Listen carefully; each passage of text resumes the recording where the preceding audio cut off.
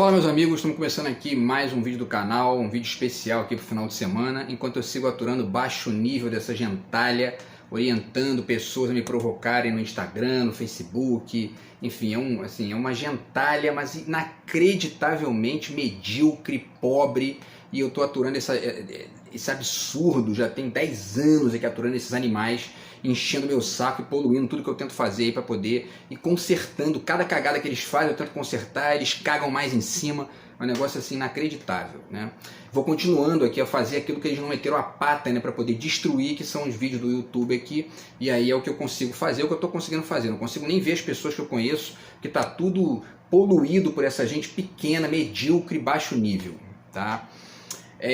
No vídeo de hoje a gente vai falar sobre o tal discurso do Nicolas Ferreira, né, que é esse deputado bolsominion que foi lá para os Estados Unidos para falar um monte de bobagem lá num encontro de conservadores e postou na internet que foi para a ONU, né? Enfim, a gente vai ver aqui que é uma conversa fiada, tá?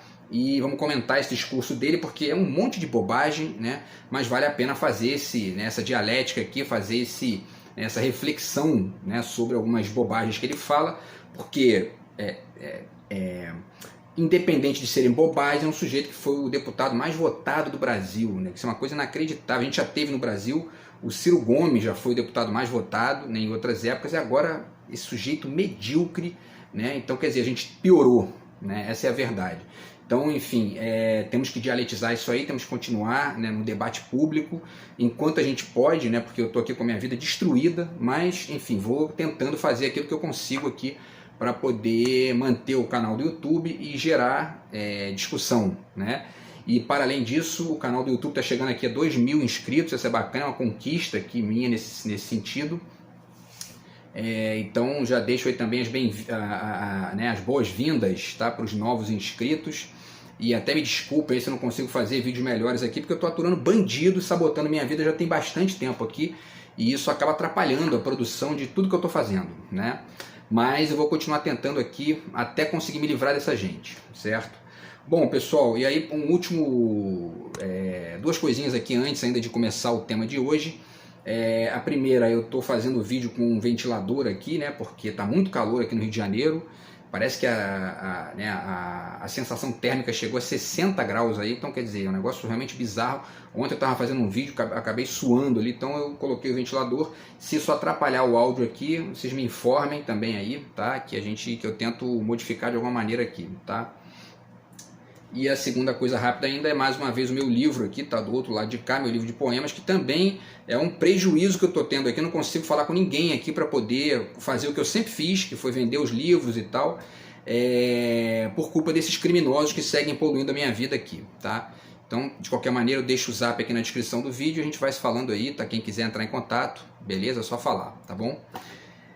Muito bem, pessoal, então vamos lá falar sobre o discurso do tal Nicolas Ferreira, né, que inclusive foi detonado pelo Felipe Neto aí na internet e também pelo pessoal do PT, né? Eu vou fazer um comentário aqui, tá? Mas antes eu vou ler o texto, eu vou ler o discurso, alguns detalhes, tá? Enfim, né, do absurdo que é tudo isso que esse garoto falou lá, tá? Muito bem, vamos lá. Ele diz, né? Eu me tornei o deputado mais votado do meu país e estou aqui para alertar vocês sobre o que está acontecendo no meu país, né? E vocês vão ver também que, né, durante o discurso dele, independente também do que ele fala, né, ele ir para os Estados Unidos para poder assumir uma postura patética dessa, de como se estivesse ele denunciando coisas que estão acontecendo no país dele, né? Quer dizer, a cabeça dessa gente é uma cabeça assim, é uma estupidez e uma pobreza de postura, né? Porque como que você vai para um congresso que seja, e quando eu digo congresso, mesmo setorizado, né, segmentado, para poder fazer denúncias do que está acontecendo no seu próprio país para estrangeiros, né? Quer dizer, é uma gente paupérrima de sentimento de soberania, não tem nenhum assim. Eles são, sabe, são capachos mesmo dos Estados Unidos, da ideologia dos Estados Unidos e dos falsetes que os estadunidenses criam, né, para poder vender para a gente, falsetes esses que eles não fazem lá, né? Por exemplo, o tal neoliberalismo que lá eles não têm, né? Não existe isso lá, né? Mas muito bem, vamos lá então. Ele continua, né? Ele disse que está lá para alertar vocês, ou seja, o povo lá, né, o público lá que estava assistindo do tal congresso de conservadores dos Estados Unidos, sobre o que está acontecendo no país dele, né? Aí ele diz, continua, né? A esquerda voltou ao poder na presidência do Brasil este ano, mas tem tido o poder das universidades, dos meios de comunicação e da cultura há décadas. Isso é a conversa fiada, a balela patética que beira o analfabetismo do olavismo, né?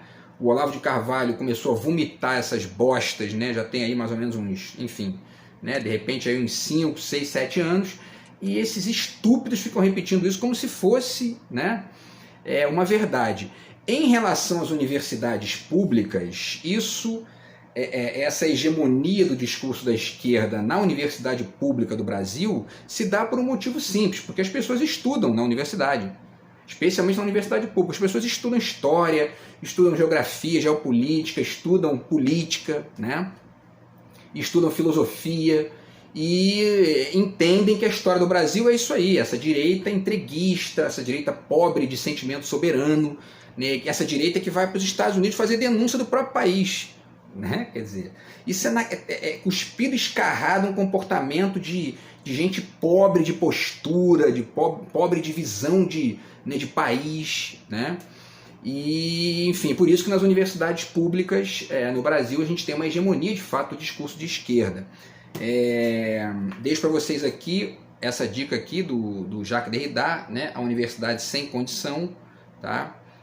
Que é um livro muito interessante nesse sentido.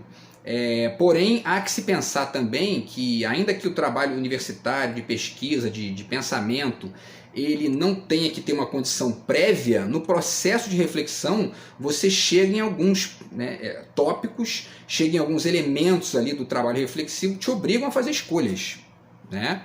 Senão você cai na conversinha fiada dessa gente que fica vendendo liberdade, né, ao mesmo tempo que defende ditaduras, né? Então, na universidade a gente não pode cair nessa, né? E aí ele fala também dos meios de comunicação de massa, que, enfim, né, os meios de comunicação de maneira geral, porque para essa gente a Globo é comunista, né, enfim, a Bandeirantes é comunista, a revista Veja é comunista, assim, a gente vive num mundo paralelo, né?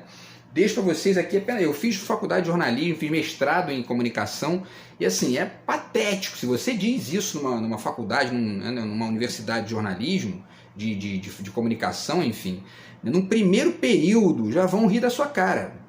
Essa gente é completamente desconectada com a história do Brasil. Todos os grandes veículos de comunicação do Brasil apoiaram a ditadura militar no Brasil. E essa gente acha que eles são de esquerda. Mas por quê?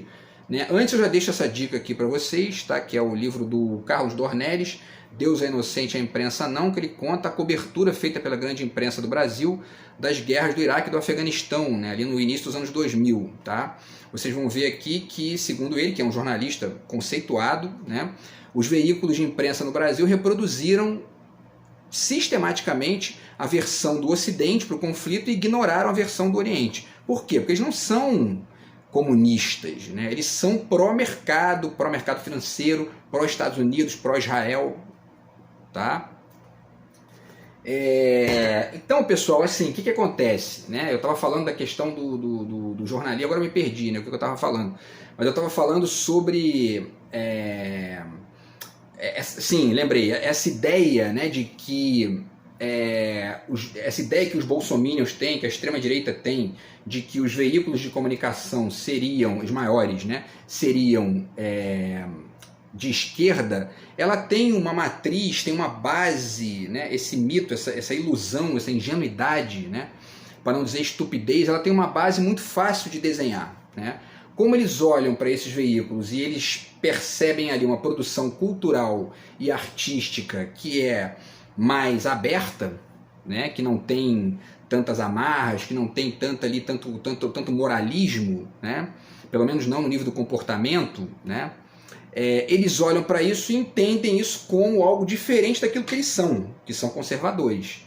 E aí, como eles acham que a esquerda é o oposto do que eles são nesse nível, né, eles acham que é o seguinte, ó, a esquerda está defendendo, né, vocês vão ver que ele fala isso aqui, né, estão defendendo a libertinagem, né, essa gente tinha que estudar um pouquinho a obra do Nelson Rodrigues, por exemplo, que era um cara de direita, né, era um libertino de direita, então essa gente, eles são analfabetos, assim, né. E então aí eles olham e falam, bom, eu já fiz vídeo sobre isso aqui várias vezes citando essa questão, né? Então eles olham, bom, tem muito gay na novela, então eles só podem ser de esquerda, né?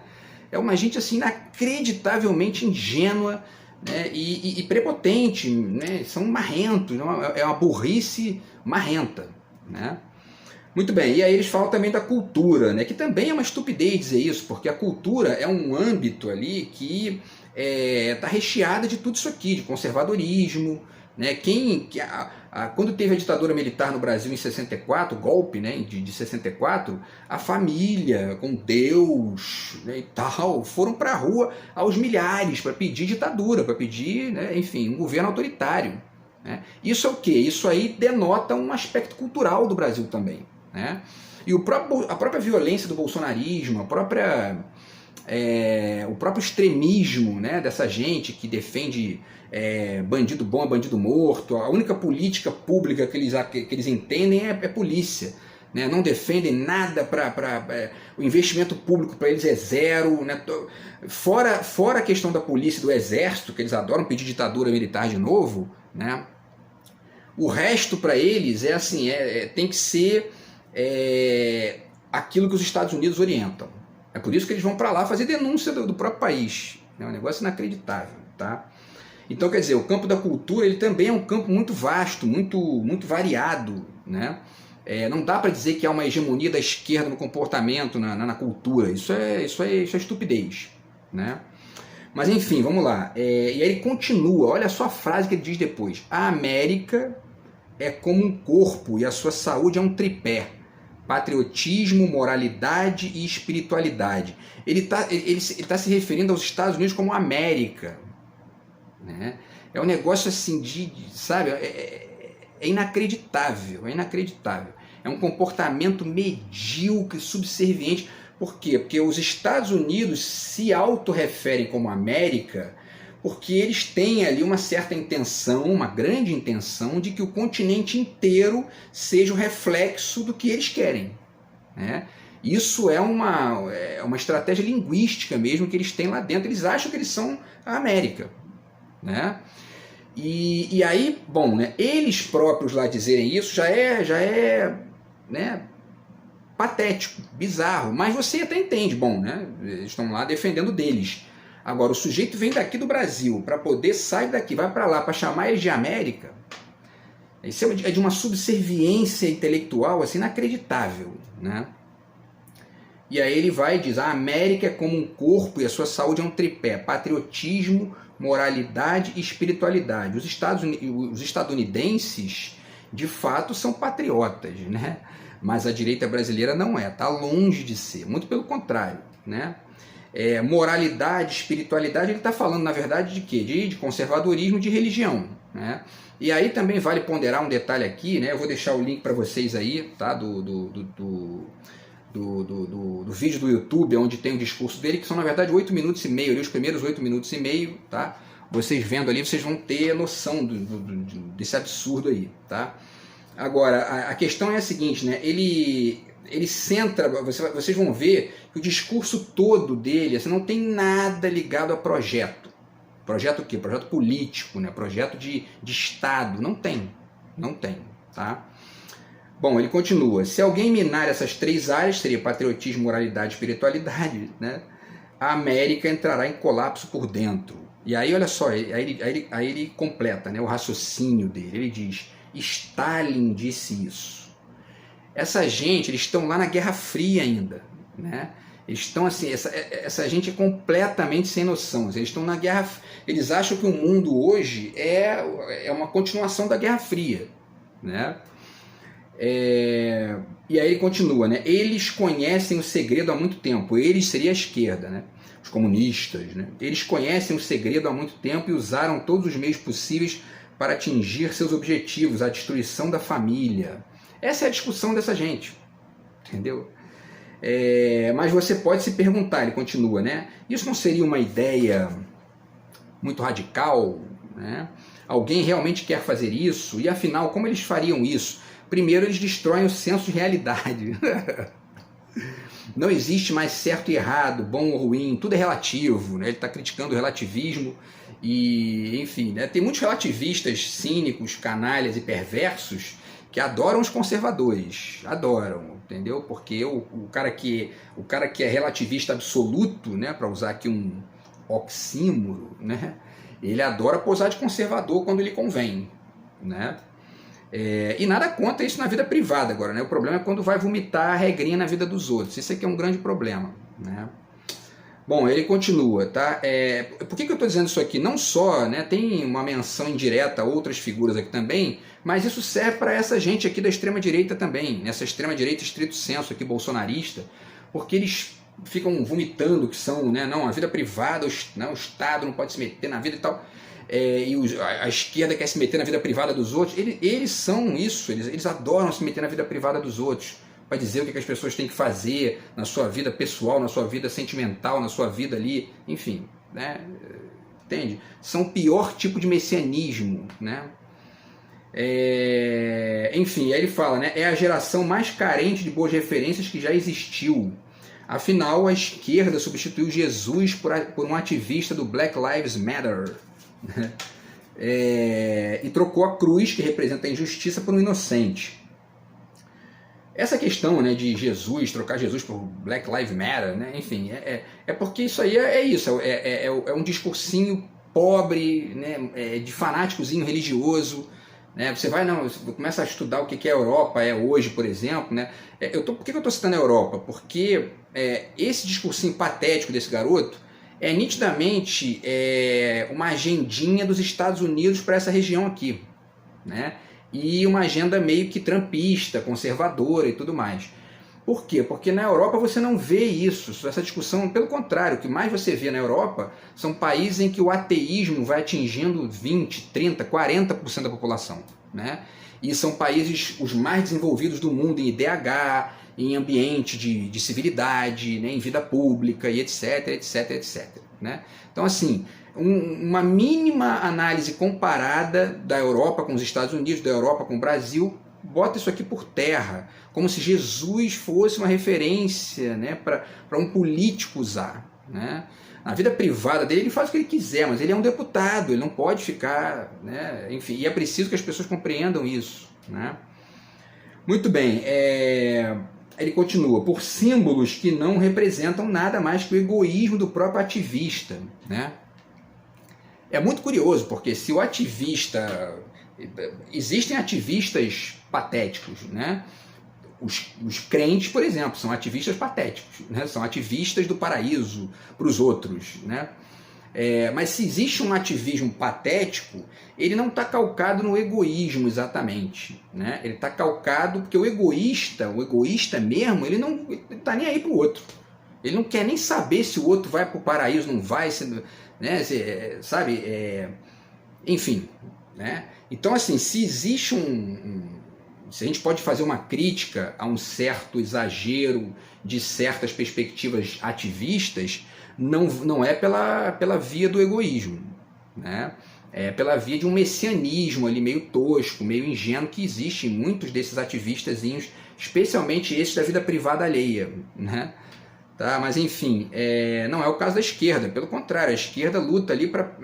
A discussão da esquerda no Brasil é uma discussão de Estado, né? Mesmo quando ela vem colocar em cena questões da vida privada das pessoas, né? Por exemplo, a questão do salário lá, né, para mulheres e homens, né, todo mundo ganhando o mesmo salário, isso aí é bacana, né? Para além de outras questões aí. Mas essa coisa de ficar metendo bedelho no comportamento do outro, isso, grosso modo, vem da direita, salvo os neo-identitários. Né? Os neo-identitários da esquerda realmente escorregam nisso toda hora. Né? Outro dia eu vi uma deputada do PSOL, não lembro agora de onde, mas ela estava, enfim, ela ela estava numa sessão de uma câmara dessa estadual, e aí o sujeito levantou a voz lá para falar não sei o que e tal, criticando a questão do projeto, não estava criticando a pessoa dela, estava criticando o projeto, e ela levantou para dizer que não, porque você não consegue escutar uma mulher falando. Se fosse a Bia Kicis, se fosse a Carla Zambelli, se fosse a mulher do Bolsonaro, aquele sujeito ali ia ficar escutando caladinho, entendeu? Então esse tipo de babaquice, de achar que o cara tá ali, só porque ela é mulher, ela tem que acusar o cara de que o cara não tá deixando ela falar porque ele é mulher, quando não tem nada a ver com isso, né? Quando tem a ver com uma questão de diferença ideológica. Esse é o neo-identitarismo pobre de certa parte da esquerda também, que acaba caindo no mesmo equívoco da direita, né? Bom, mas de maneira geral a esquerda tem projeto para o Estado e não para a vida privada dos outros, certo? Então, continuando, ele fala do aborto, né, e cita a Declaração Universal dos Direitos Humanos, fala do conceito de vida. Eu já deixo mais uma vez aqui essa referência do Carl Sagan, né, que ele tem um texto aqui sobre o aborto que é muito interessante, que fala sobre como que a Constituição dos Estados Unidos trabalhou esse tema, né, como foi discutido lá, como é que se chegou, porque esse garoto, esse Nicholas, né, ele diz ali que ele ataca os defensores do aborto pela via de uma crítica da forma como esses defensores estariam tratando a noção de vida, né? Ele diz que se uma bactéria que é encontrada em Marte é considerada vida, por que um feto não é? Mas a discussão dos defensores do aborto não é essa, né? A discussão é a seguinte: se é vida humana ou não, né? Porque é óbvio que o feto é uma vida, né? É evidente, né? Se uma ameba é vida, um feto também é. Agora, a discussão não é essa. Esse é um estúpido, né? Um estúpido. Você não sabe nem defender a própria ideia, né? Bom, enfim, ele continua, né? E seria muito. Aí ele diz, né? Nossa liberdade foi conquistada com muito suor e sangue, e seria muita ingenuidade acreditar que não seria com suor e sangue que a manteríamos.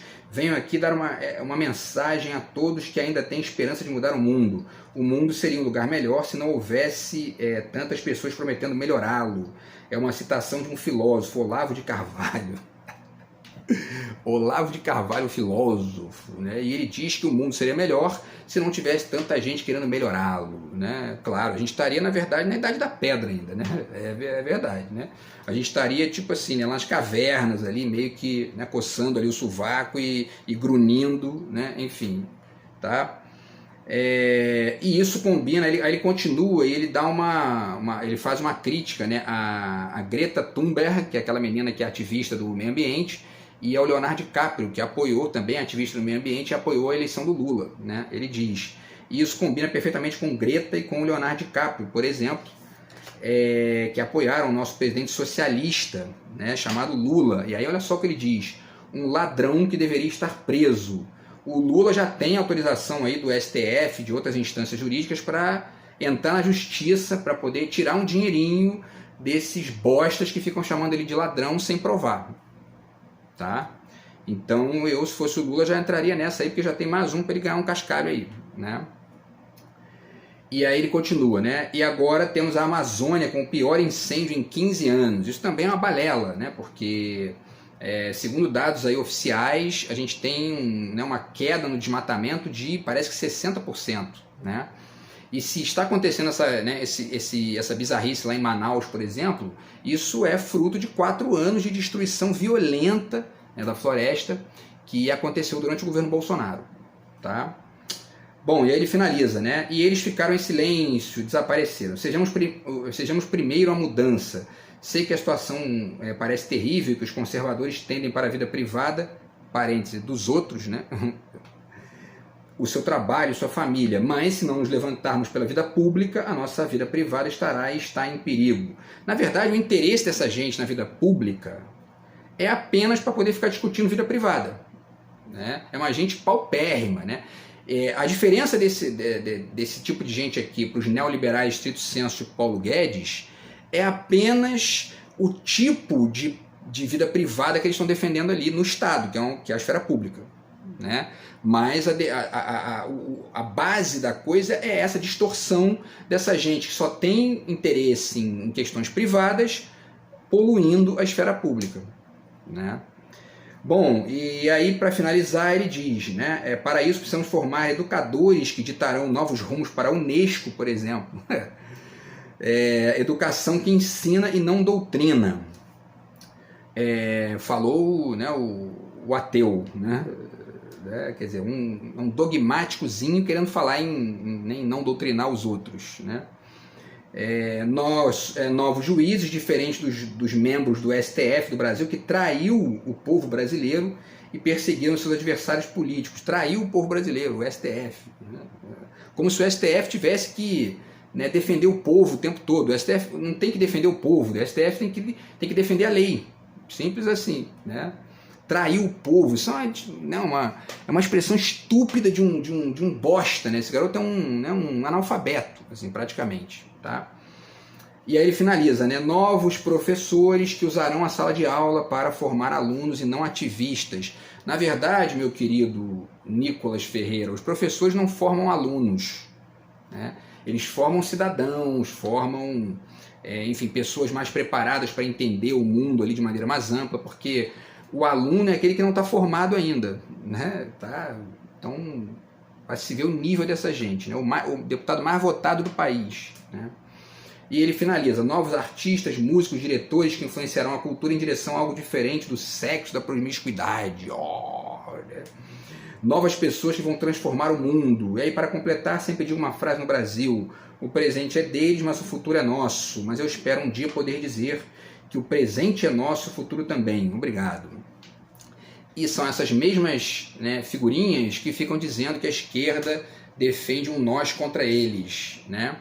Na verdade, o nós contra eles é a própria existência da política, né? É fato, a política é isso aí, é defender projeto contra um outro projeto, é isso aí, nós contra eles. O problema não está aí, o problema está em violência, está em crime, essa é a questão, né? Porque nós contra eles é isso aí, a política é isso aí mesmo, né? Especialmente no Estado, né? Porque na vida privada, ou melhor, na vida do cotidiano, né, da sociedade, não é o nós contra eles, não necessariamente, né? A gente tem que conviver com as diferenças, tem que achar mecanismos de diálogo para quem pensa diferente da gente, não cometer crime contra os outros, né? Agora, no Estado é nós contra eles, é isso aí mesmo, tá? O problema é que essa direita brasileira, o contra deles não é a esquerda, é o Brasil, eles são contra o Brasil, entende? Bom, e aí não teve nenhuma palavra sobre projeto, efetivamente, né? E eu finalizo aqui com o Felipe Neto, tá? Que o Felipe Neto publicou, tá? um Twitter lá, esculhambando o tal do Nicolas, porque o Nicolas colocou lá na rede social dele que ele foi para a ONU, né? E é mentira. E o Felipe Neto diz, é fundamental explicar, o Chupetinha não foi convidado pela ONU, Chupetinha é o apelido do tal do Nicolas, né? Seu discurso, o do Nicolas, foi numa reuniãozinha fechada da extrema-direita que reservou um espaço no prédio da ONU. Quem organizou foi a extrema-direita da Guatemala. Na plateia só tinha a patotinha deles. Não houve qualquer repercussão significativa das palavras do menino, ditas no inglês sofrível, muito embora a extrema-direita tenha lançado matérias dando a entender que o Chupeta denunciou o Lula na ONU. É mentira, como sempre, né?